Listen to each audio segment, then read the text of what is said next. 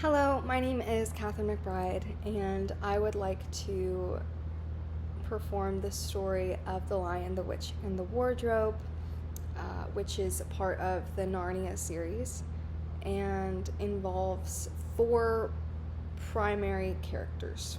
These four characters are Edmund, Susan, Peter, and Lucy. Edmund and Peter are the boys, Lucy and Susan are the girls. Susan and Peter are the older siblings. They feel this responsibility to take care of their younger siblings in this story, which has much to do with the fact that World War II is going on. And they have just been sent to live in the home of a rich man. He becomes a sort of caretaker, even though he's quite mysterious and they don't have very much interaction with him. He is the owner of the home, is kind of a tongue-in-cheek character, as Lucy and the siblings all, adjust to the home but are told not to bother him and mess with his work, and the housekeeper is quite strict with them about that. They all have a bit of a hostile relationship. Peter and Edmund particularly argue quite a bit. Peter wants to be in charge. Edmund is the younger brother. He, of course, doesn't want to listen to his older brother. And so they finally decide that as they're adjusting to this new home, they've left their mother, due to their city being bombed, that they are going to play hide and seek in the big house. So Lucy, she goes to hide in a room with a wardrobe.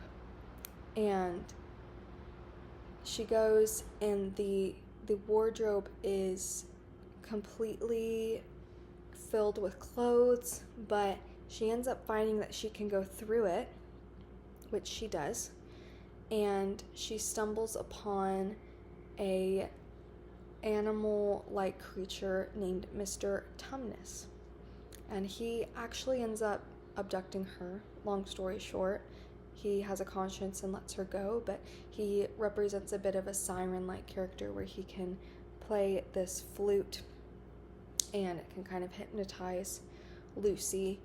Anyway, they end up becoming friends, and Mr. Tumnus, really, he's aggrieved that his land, Narnia, which Lucy has now stumbled into through the wardrobe, is completely held captive by the White Witch, and she's evil.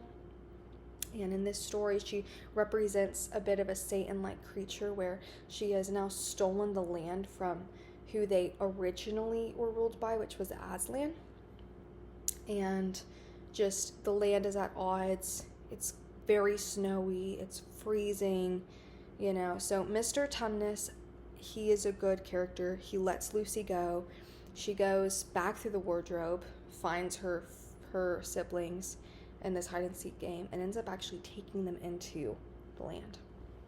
Now, 4 siblings in the land of Narnia, right? They've left World War II and have somehow found themselves in an even more tense environment.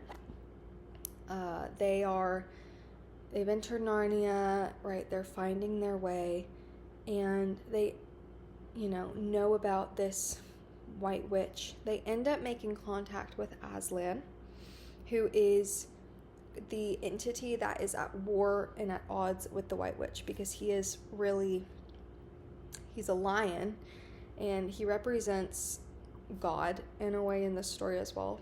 The author is a Christian author of these books, C.S. Lewis, and you see in his writing that he likes to play with the contrast that we see biblically, the conflict between God and Satan, and portray that with, the ultimate victor being Jesus, as is seen in biblical texts in this.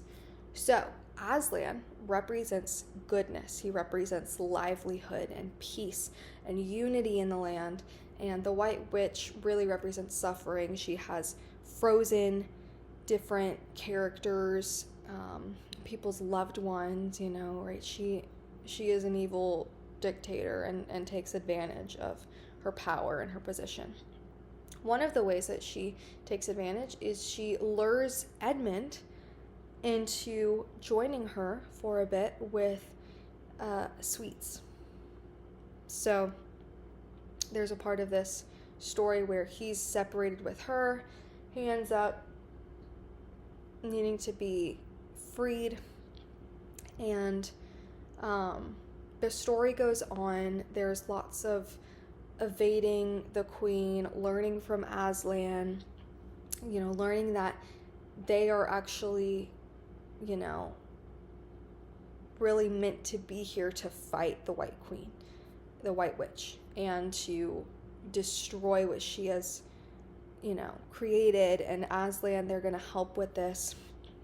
The White Witch ends up slaying Aslan, and Aslan, he's revived somehow, but they are in this war. So there's griffins, and there's all sorts of these creatures, where basically all these woodland animals that were really against the White Witch for so long, they all rise up together and unite and end up defeating the White Witch and taking back the land that didn't belong to Edmund or Susan or Peter or Lucy, but now they are crowned by Aslan as royals in this land of Narnia, which is a place that is not perfect, but is under its correct authority at this point in time.